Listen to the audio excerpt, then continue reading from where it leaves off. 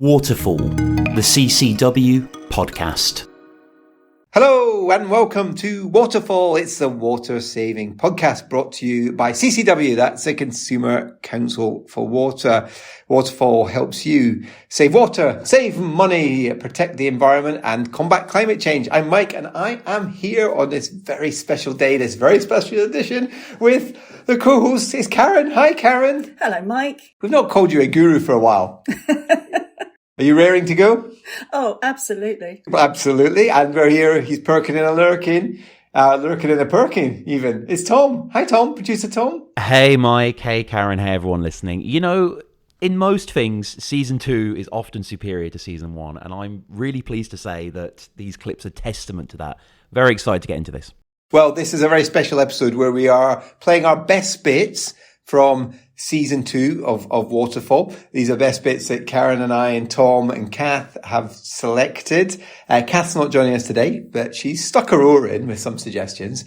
I'm not sure if I agree with you, Tom, because you know what they say about very popular artists. It's the second album can be very difficult for them, and often they hit a creative wall. Have we gone through that with this series of Waterfall, or have we nailed it? I think we've nailed it. You know, in my view, it's often the third record, because the first 2, they've got all the material there from years of slogging it, and that's what we had. But, season 3 is looking magnificent as well, so I don't think so, Mike, although I am very biased because I do produce every episode. Well, I thought you were getting rather pessimistic about Series 3 there. Oh, yeah, it's the third album that's rubbish. So everyone, dear listener, please listen to the really rubbish Series 3 of Waterfall coming soon. Karen, you got any views on this? I like to think that we're going from strength to strength. So fingers crossed that's what we end up doing. Very good, Karen. I always thought you'd make a good politician. Right. So we always remind people at the start of the show that you can get in touch. So we've got an email address, don't we, Karen? We do. And that's podcast@ccwater.org.uk. And we're also on the socials. We're on Twitter, or we are on Insta or the Gram. And we're on Threads. All you need to do is search for Waterfall Podcast and you will find us and you'll see Tom's lovely little face.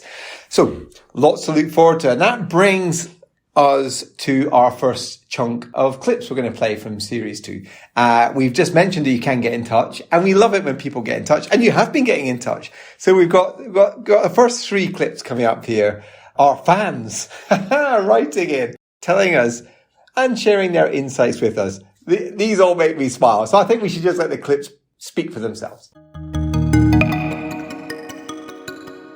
Right, so before we get into new water charges, we've had some feedback, Karen. We have indeed. We've been contacted by Jeremy. Who's very posh, Jeremy. And Jeremy has suggested that we might like to consider some merchandise. Oh, tell me more. CC Water Waterfall Podcast merchandise. What sort of merchandise is he suggesting? T-shirts with your face on it saying "The Guru"? No, what I think is actually a really good idea is we've had several conversations about how confusing dual flush toilets are. We certainly have. Well, Jeremy suggested that we might like to have some Waterfall Podcast stickers differentiating between the large flush and the small flush. Well, so like a sticker that says big flush and an arrow to the right button. Is that? Yeah, absolutely. I love that idea. And the other idea is maybe and I'm sure this follows your various exchanges with Steve Grebby. Our sewer expert. Our all things sewer. Absolutely. That we might like to have our own endorsed scraper. To get like a spatula type thing. Yeah, absolutely. To get rid of all those fats, oils and greases. A Waterfall spatula with your face embossed on it. I think more our logo, but I hope that's what he was thinking. These are great suggestions. Were there any others? They were the 2 that sprang out at me. Oh, fantastic. Well, we'll keep these suggestions coming. So if anyone wants to top Jeremy's suggestions with some more merchandise, we'll look into introducing a tat department, but I mean merchandise department.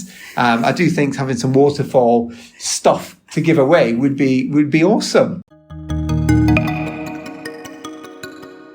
But we've got an exciting episode today because we are going global. We are going to find out all about Malawi, the water situation there. We've got a fabulous guest on. There's some amazing insights that we are going to be hearing in this episode. But before we do that, Mike, I just wanted to give a shout out to Tony in New York, USA. New York? Wow. I know. Tony wrote to us, or should I say emailed, just to tell us that he's been following the podcast, adopting some of our tips.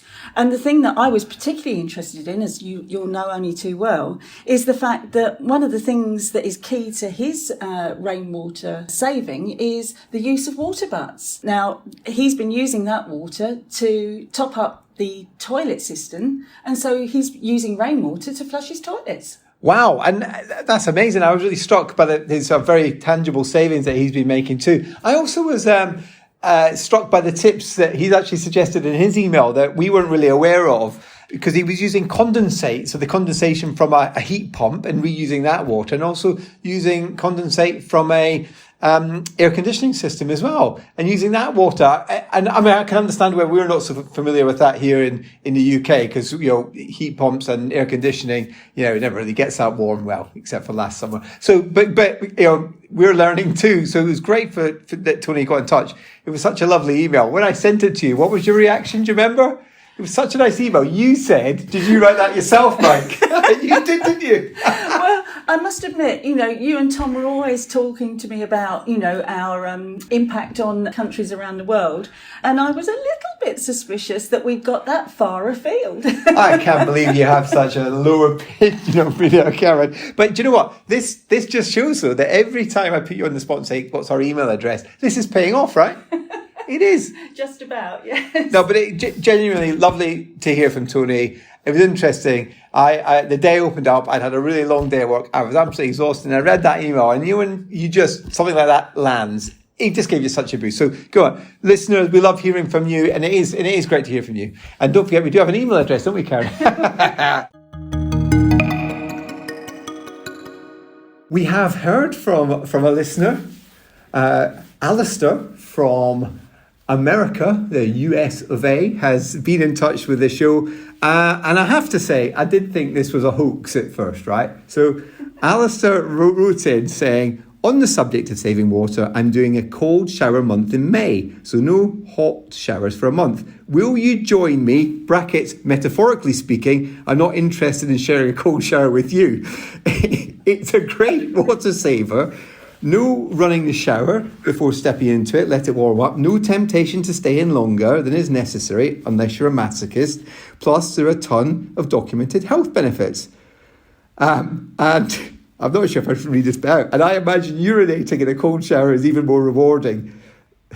Are you up for it? So my reaction to this was, are you kidding me? Is this a joke, right? Is this a joke? So I did respond back to Alistair saying, have you got some more information? Or words to that effect. And to be fair, it's a real thing. It's a proper real thing, right? There's lots of stuff all about the benefits of cold showers. So yeah, just Google it. But I'll just read you a bit from the response.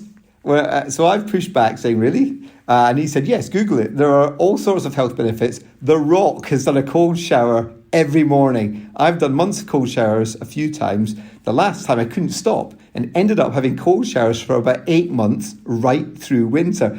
Come on, give it a go. The first 10 days are miserable, but once you get used to it, it becomes addictive. I have to say I wasn't massively enthusiastic about this idea. But then, they've got the marathon in just a few weeks' time. You can sponsor me. So running the marathon for Water in a few weeks' time. And I thought, you know what? Some of the health benefits are good for your muscles, etc., etc. So actually, the last 2 days I've tried it. And so 2 days ago, I had my first cold shower where, technically it wasn't a cold shower. I was just standing next to this shower while sticking various limbs in, one at a time, where I could bear the pain. But actually, a couple of observations. When you do just jump in, you just have to be ready for that big gasp of air as the cold hits you. But actually, do you know what? It didn't mean your shower was a lot shorter, saving water and saving money because you weren't heating it. And afterwards, I was surprised how good it did feel. So it's not necessarily as daft an idea as you first think. So, Mike, have you carried on with your cold showering? Not every day. If I've been for a long run and I'm very hot, I will jump in the cold shower. So I tend to do that at work when I run to work, but no, I've not been doing it every day. But, I'm sure I'm still reaping the health benefits from it. So yes, we got some great advice and great feedback from our listeners. So please do get in touch. And we do love starting Waterfall with some light news. And we have had plenty of light news, some of which has made us smile or made us cringe, Karen. But we've got some clips now, our favourite bits of the light news. Now, Kath, before we get stuck in, I just need to tell you about a story I came across, which as soon as I saw it, it took me about 3 seconds to go, right, that's going straight on the podcast. And it's about some sewer blockages, which fits in with today's theme nicely. Sewer blockages in Bradford. So some houses were flooded with sewage and the Yorkshire Water went out to investigate and they found that their sewers were blocked with 2 wigs. I mean, 2 wigs. The obvious place for keeping your wigs, isn't it, is down the loo. What? Well, I know that's what struck me, Kath. So you've got a wig and it's looking a bit tatty. You're like, I need to get a new wig. I know, I'll get rid of my old wig. Where shall I put it? Let's see. The wheelie bin? Oh, no, I know, I'll flush it down the loo. I mean, how could that... I just don't get how people could think that that's a sensible place to put your wig. It does seem like the most bizarre choice to make, doesn't it? And it must have been quite difficult. I don't believe that a wig would naturally go round the U-bend. I think that would take some forcing. I think people misheard. It's meant to be P, but they heard it as 2p. It's an easy mistake. Oh, here we go. So hold on. So that's the 3 P's plus a 2p. That's a 5p. So, oh dear. Tom, very good. Very good. This is why Tom is the brains behind this operation. I also like this idea of it being a terrible accident. So you go into the toilet with hair and you come out bald. How do you explain that to your friends? Oh, very good. Anyway, look, that was I just love that story. It completely tickled me. But it just shows what ridiculous stuff you do get down the toilet. It really does. Don't flush your wigs down the loo, people. It causes blockages. So, I think instead of saying bring on the guests, I think you need to banish me, Kath. Oh, yeah. Bring on the mic. Here we go. Bring on the banishing, surely. Dispel the mic. Dispel, yeah. Send away the mic. Karen, I want to ask you, and Tom, obviously, producer Tom lurking as ever, about the latest sustainable trend that is sweeping the nation, apparently. Have you heard of Peecycling? I can work out what it is, but I've not heard of it, no. Okay, Tom, what do you think Peecycling is? Is it like donating your urine and stuff to good causes? I don't really know how that... Right, let's just knock that one on the head. No, Tom, it's not. Karen, I'll give you a clue. It's more up your street. This is right up your street, in fact. It's a gardening trend. Weeing on your compost heap. What? You win a prize! You win the prize. Karen, you are... Maybe I answered that too quickly. So, yes... This is the latest sustainability trend, and it's about weeing on your compost heap to help improve it by accelerating the composting process and adding a huge boost of nitrogen, and also, quite obviously, it helps keep it moist. And if you think I'm making this up, just do a quick search on the web, because this is an actual thing. You would be surprised how many articles there are about Peecycling. Can I just reassure any neighbours that might be listening that I don't participate in this? Karen, you've preempted my next question already. You know me far too well. Like, you knew I was definitely going to go there. Interestingly, on that topic of Peecycling, in the articles that you can read, the extensive articles you can read about them, it does talk about the different techniques you can employ to get said urine on your heap. There's the direct method, which I can imagine could be quite frightening, as you say, Karen, for neighbours. There's putting it into some sort of receptacle and then pouring it on. Or apparently weeing on some hay and letting the hay soak it up and then putting the hay on your compost heap is another popular method. So popular that the National Trust actually do this for their staff. They've got bales of hay for their male staff. They've got bales of hay when they go and have a quick wee on, and then they put the bales of hay in the compost heap. So there you go. Every day's a school day, right? Peecycling. Interestingly, my compost bin is behind the shed at the back of the garden. And I have to confess, I've not actually peed on the compost heap, but I've peed next to it. I wish I'd known about peecycling. I would have just redirected my aim a bit. Anyway, so there we go. Peecycling. There is a really nice tie-in with peecycling and today's topic, which is all about food waste and the connection with water waste. Because, of course, composting is all part of a circular economy, and a lot of the stuff that can go in your compost bin can be some certain elements of food waste too. Now, before we get into making water famous, I'm sticking with the famous theme because I was looking for a famous person water story, and I want to talk to you about Meghan Trainor. First thing we need to establish is, Karen, do you know who Meghan Trainor is? I do. Have you just Googled Meghan Trainor in the 5 minutes that I've just mentioned? No, I'm not that out of touch, Mike. Karen's all about that mulch, so it's... She's all about the mulch. Now I know our closing track. Right. Yes. So Meghan Trainor, yes, the American singer who's had a number of hits. I think she does polarize people. In my house, the kids think she's great. I find her music slightly irritating, but that's just personal choice, and this isn't a music show, or is it? Future episodes alert. But Meghan Trainor, she's clearly got a lot of money because she's had side-by-side toilets installed in her bathroom so that her and her husband can sit side-by-side while they're doing the business. They can be together all the time so they can spend their golden moments together. Or surely that's their golden and brown moments together.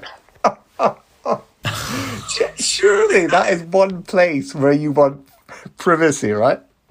Seriously. It doesn't matter how much you love your other half. I still want to have a dump by myself, right? I mean, clearly, there's got to draw the line somewhere.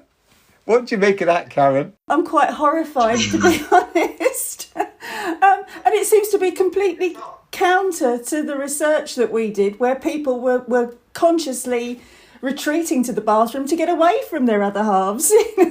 So. Oh, you're absolutely right. This flies in the face of popular opinion, doesn't it? That is unbelievable. Although that could be water efficient, because that research that you've just quoted, Karen, also showed that quite a lot of people turned the tap on while they were doing their business to hide toilet noises. But if you're right next to the person, clearly there's no place to hide there, right? You wouldn't need to run the taps to disguise the noises. No, perhaps she sings to him. Singing in the shower or singing on the loo? Perhaps. I wonder what she sings. Golden Brown by the Stranglers. Hey. Oh, come on. It's right there. All right. Trying too hard here, guys. Okay. Karen, I can't resist. But how's your compost heap? It's fine, thank you very much. And have you been fueling it? I'm certainly not going to admit to that, no. Can I ask you a personal question? I thought you already had. I've got another one. Do you have more than one compost heap? No, I've only got the one. Okay. Well, I'll leave it at that. So part of us picking these clips are just picking clips that make us smile or just clips we enjoyed for a number of reasons. The next clip I particularly enjoyed because I like it when a straight-talking guest just tells us when we're wrong.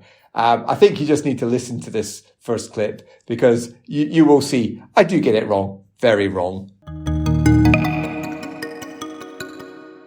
Australia has some well-documented water resource issues.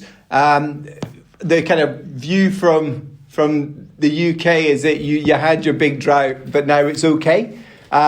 So tell me, how wrong is that oversimplification? Oh, It's pretty wrong. I mean, we've had an insane 5 years over here. We really have. In the last 5 years, we've had one of the worst droughts ever. We've had extreme bushfires. We've had COVID complications, and then recently we've had terrible flooding. And when we talk about the drought and the floods that we've seen in the last 5 years, they're real extreme scenarios. The drought that happened on the east coast of Australia.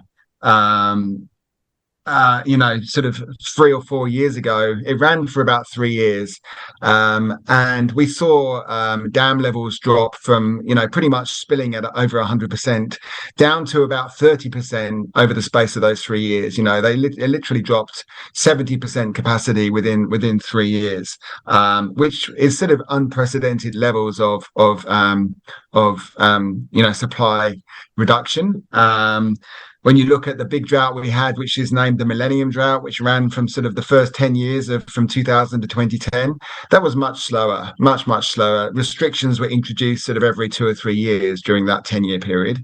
But the recent drought we had, we were moving from one level of restrictions to the next within 2 or 3 months. People couldn't keep up. We were just getting used to what you couldn't do, and suddenly there was something else that you couldn't do. The rate of water loss was just huge. And then we went into bushfires. There were bushfires raging through the state of New South Wales and northern Victoria for many months. Started early in November, which is really early in the season. Then COVID hit, and then for the last kind of 2 years, we've been suffering from what they call La Nina over here, which is when you have really wet conditions on the east coast of Australia. And we've had huge amounts of rainfall and huge flooding and real disaster zones all over the country. But the good news is that they've just announced recently that La Nina is finished, and sounds like we're moving back into a El Nino, which is a drought condition again. So, from one extreme to another, really. CCW, passionate about championing the best interests of everyone who uses water, now and in the future. Karen, here's another question for you. Which episode did you spend the entire time basically cringing? Can you recall which episode that was? I've got a sneaking suspicion it was the one that we were talking about, the research that we'd done, called Lifting the Lid. Correct. Absolutely correct. And yes, that was one of my favourite episodes. And I particularly liked the discussion we had with Rebecca Hughes, who was a very good guest on that episode, about the problems trying to get the little fellas to disappear around the U-bend. I think that was a classic case of oversharing. Yeah, I think I just need to note to self, know when to stop. We checked out how many people had ever done each of these activities, and the top one that people admitted that they had done ever was flushing the toilet twice after having a number 2. That was like 90% of people that said that. So if you've ever done that, you're not alone, basically. I can understand that though, right? Just on that result, because sometimes the little fellas don't want to go away, so you have to flush twice, right? I mean, it's bad if you're flushing twice and there's no reason, but sometimes there's a reason, right? I mean, I think we've all been there. Not just 2 flushes, 3 flushes. I've had little fights with the little fellas with a toilet brush, poking them down the corner, just trying to get them to go away, especially if you're in someone's house. I mean, I'm sure I've been up to double figure flushes in the past. So that's kind of it's understandable, but I suppose it's getting underneath whether people are doing that regularly. And you did ask that, didn't you? Yeah, we did. So people aren't necessarily doing it all that regularly, but a lot of people have done it. I think it comes back to the point as well that that we've certainly touched on in previous episodes, that there are a lot of toilets out there that are really inefficient in the way that they operate. So that again, it points to the fact that there is a design problem potentially with some of these appliances. Yeah, we've done how many episodes now of Waterfall in Series 2? I think we're at 25 episodes, if you include the water table one that concluded the series. That's a lot of episodes. There were some recurring themes that came out, And could you recall, do any jump out at you, Karen? Well, I think the one that I'm very conscious of is the confusion that there is out there about how you operate dual flush toilets. Nobody seems to know which is the right button to press. Yeah, that is one. And that's not going to go away until manufacturers sort this out. But more of that in just a second. Tom, any recurring themes that jumped out to you? Well, yeah, there was the classic COVID indulgence of a hot tub, right? And that butted up against hosepipe bans quite prominently. Yes, it absolutely did. And we've got so we've got a few clips now coming up which just flag some of these recurring themes. So we love that, me in particular, I love that Friday, the grand finale of Water Savings Week, is about water and hygiene. So tell me, how much are you talking about toilets and poo? I mean, I feel like toilets and showers are a massive part of our water and hygiene day, mainly because flushing and personal washing is around 60% of our water use in the home.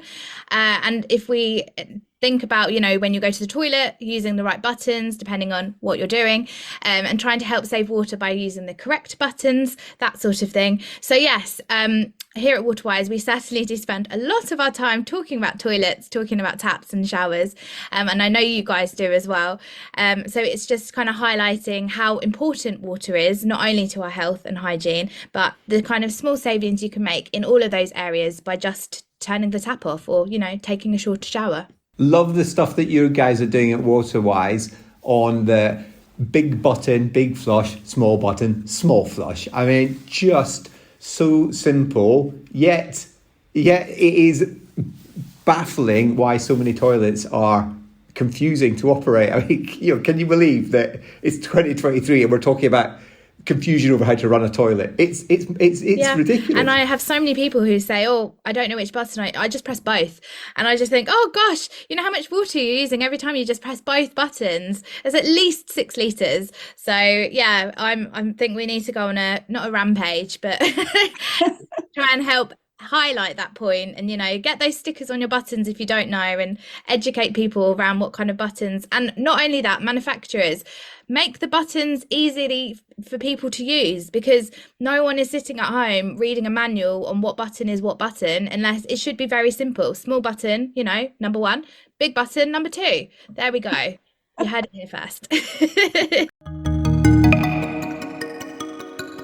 So I've got a very important question now, because one of my pals in Exeter, so that's in Devon, has a hot tub, and we have some, let's just call them healthy discussions about the hot tub.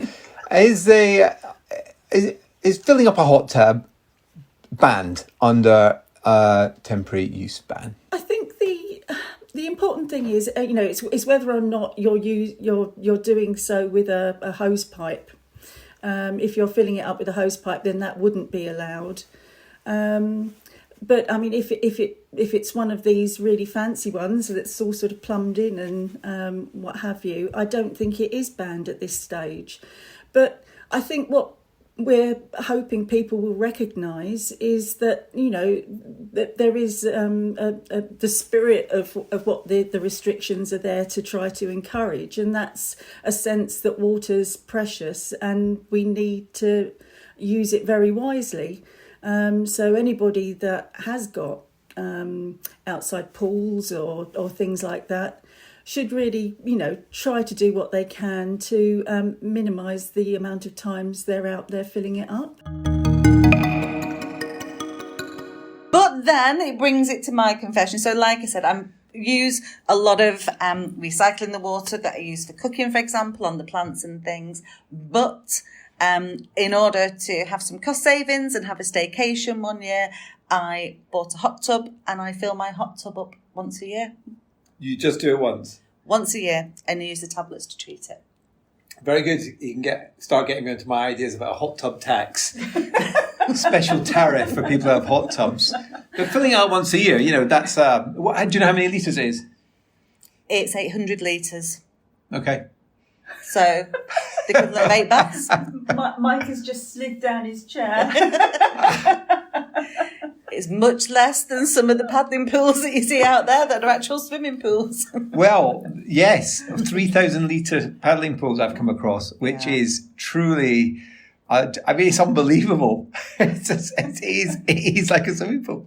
Yeah, I mean, we don't actually fill it up to the recommended limits because when you sat in it, you just get the water going over the side, so you might as well just do it halfway. So there's a water saving. But the fact that you've got, a below average use of water in your household suggests that all the other things that you're doing to conserve water are kind of offsetting it, aren't they? Yeah, and then because you get the test kits that come with it, obviously at the end of it, when you're not treating the water anymore, you can get the pH balance and actually use that water for your garden as well. So, it has been used, but that said, people will sometimes say around, it's all about saving water, but I think it is around that whole package of it as well. Do you drain it then in the wintertime, or is it all year round? We only, to be honest, with the energy bills, it's not on for all year. We only have it on for when it's summer, and obviously for a couple of weeks normally where it's heated, and then just use it for that. I feel like we could do a whole episode on Janine's hot tub. What do you think? Or perhaps we feel this one coming on. It's more of a summer episode. I know. What is it about this that your guest comes on and makes confessions? You'll have to have a confession hour at the end of it. Well, we're always looking for new developments and directions to take the show. So, two confessions in one on this one. Yeah. So, Karen, do you think we should be doing a whole episode on hot tubs? Well, it certainly does appear to be a recurring theme. I certainly think, I think we need to get that down for series 4.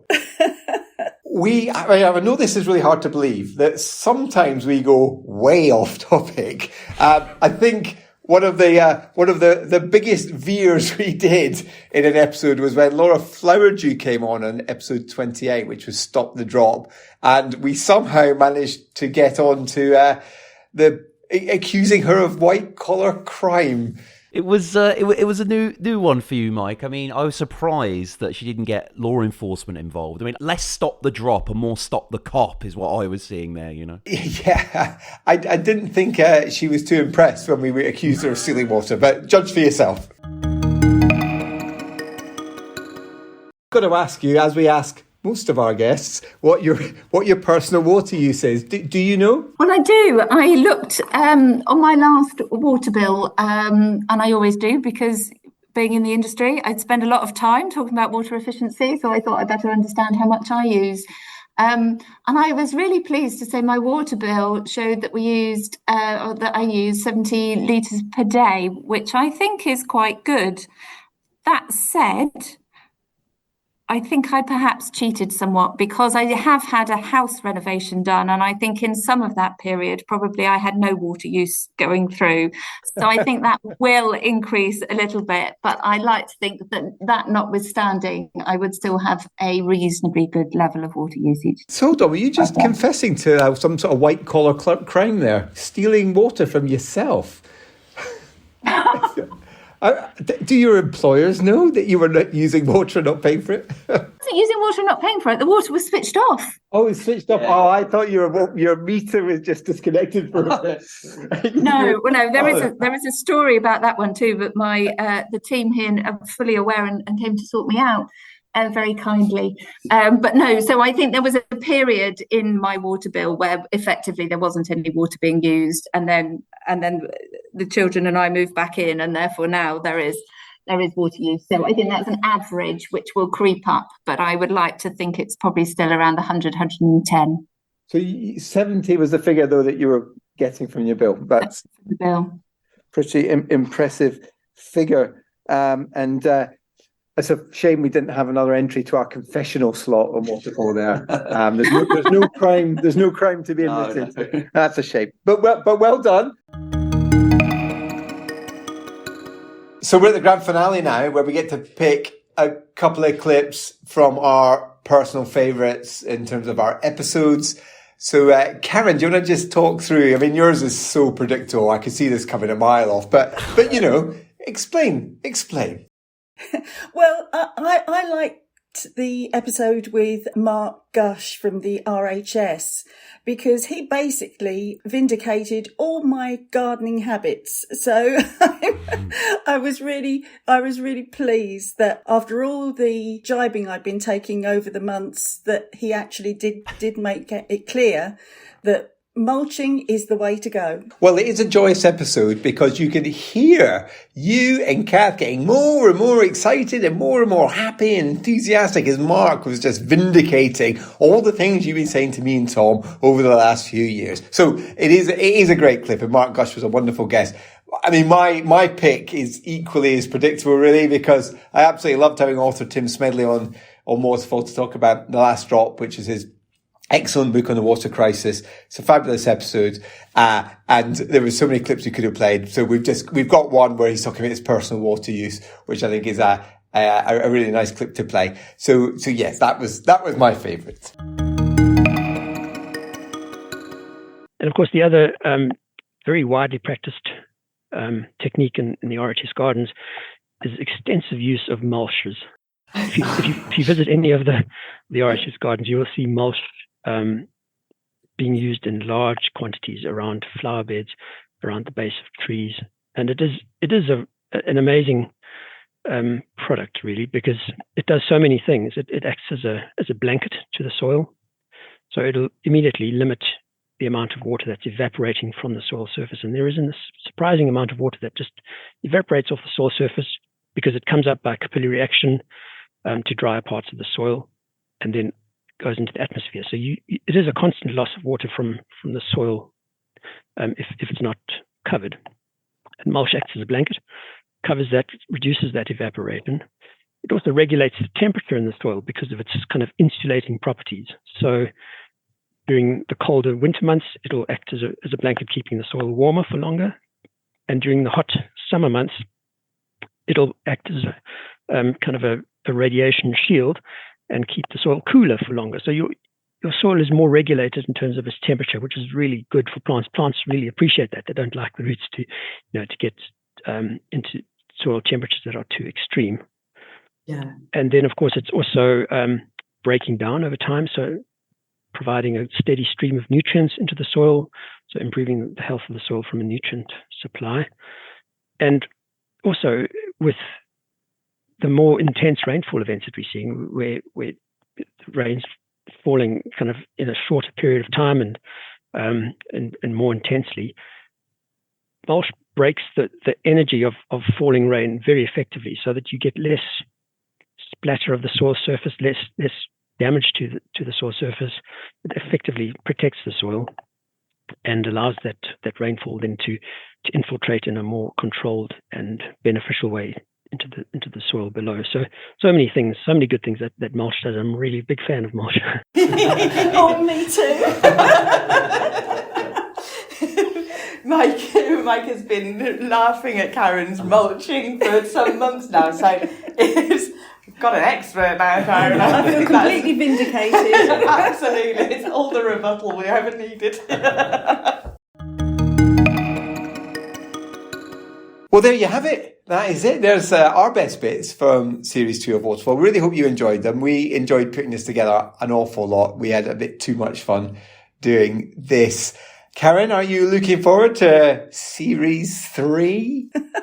I can't believe how quickly we're rattling through them, but it's been great to hear from all these guests and from people that have given us some real insight and some great tips for saving water. So, I think onwards and upwards. Absolutely. And if you like what you heard, don't forget to check out all the back catalogue. We've got an extensive back catalogue. Obviously, we've been focusing on Series 2. Series 1 is also available, and it's got some wonderful bits too, including my mum.